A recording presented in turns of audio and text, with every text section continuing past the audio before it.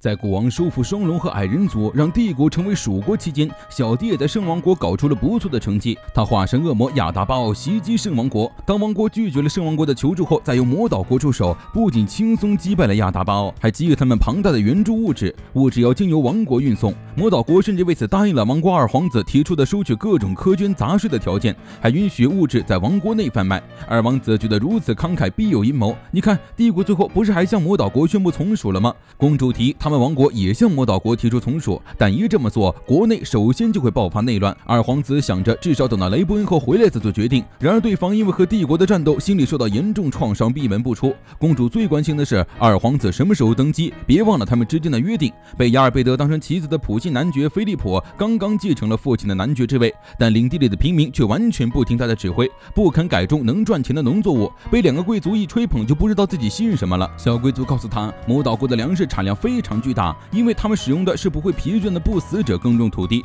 这些粮食经过他们领地作为援助物资被送到圣王国，并且在王国内按照非常便宜的价格售卖。如果任由这样下去，他们领地的粮食就没有人来收购了。于是菲利普脑瓜子一转，想到了一个一石三鸟的想法，他要向魔岛国挥下正义的铁锤。于是不久之后，亚尔贝德就收到了运粮部队发来的消息，这边古王正在为了展现和默默的友好关系一起压马路，突然就收到了亚尔贝德请他返回大坟墓的联络。不仅如此，他还召集了各阶层的守护者。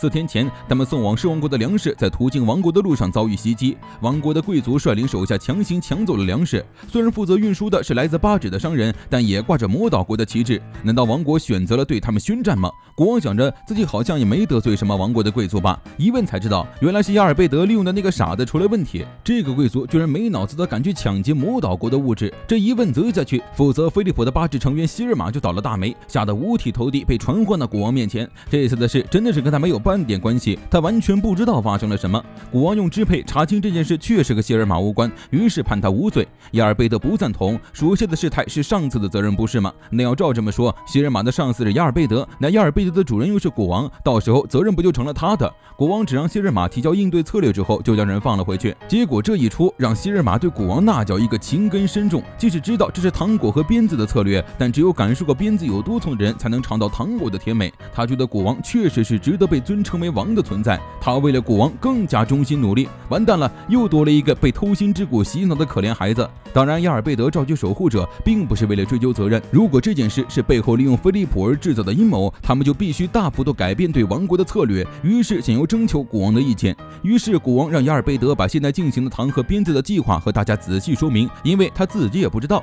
糖果和鞭子意思就是在国王引发内乱后，由魔岛国出面收买，和平介入，这是王国内某个人提出的提案，而其中的关键人物就是引发这次事件的菲利普。国王一脸懵逼，到底哪里有问题呢？一切不都在计划之中吗？嘴踢下提亚提出了国王所想，原来亚尔贝德的计划是让菲利普对国王不满，发起叛乱，却没想到他居然采取反抗魔岛国的行动，这极有可能是比他们还厉害的人想出来的计划。如果再擅自行动，说不定会被对方利用。咱就是说，有没有一种可能是那个傻子什么都没想就这么干了呢？亚尔贝德表示不可能，这绝对不可能。小迪跳出来反驳他，国王这么厉害，肯定连那个傻子临时起意也预料到了。这个世界上怎么可能有比国王还聪明的人？守护者们纷纷附议，而且为什么要利用傻子？找个聪明人不好吗？也不是不行，但主要是傻子好控制，以后不要了也能随便丢。差不多该对这件事做个了结，大家一致决定要对王国上下降下惩罚。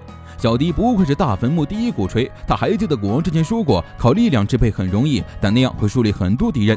如果建立起的国家是一片废墟，会有损安兹沃尔公之名，但这次的事情又无法用简单的惩罚带过。小迪提议暂时中断或放弃方案，国王有些愧疚，觉得因为自己的发言就放弃难能可贵的方案不太好。于是他问小迪，他真的认为这次计划真的失败了吗？结果小迪突然就悟了，原来如此，原来国王思考的是国家规模的糖和鞭子呀。那么他们就明白了，马上对王国实行更残酷的制裁，立刻臣服的帝国予以糖果，做对的王国就用鞭子，让这个世界的所有人都想清楚他们到底是想要糖果还是鞭子。国王再次被强制冷静，他就问了一句话而已，到底发生了什么？魔岛国将物质被结义士视为挑衅，联合多个国家向王国宣战。对此，王国召开紧急会议商谈此事。二皇子已经找到了这件事的主谋，虽然不知道是不是别国或者魔岛国的阴谋，但最稳妥的方式就是砍下对方的人头和魔岛国赔罪。国王对儿子的提议很生气，为了达成目的，要将无辜的贵族作为牺牲品，这是下一任国王该说的话吗？那能怎么办？对魔岛国开战，卡兹平原那场惨剧难道还不够？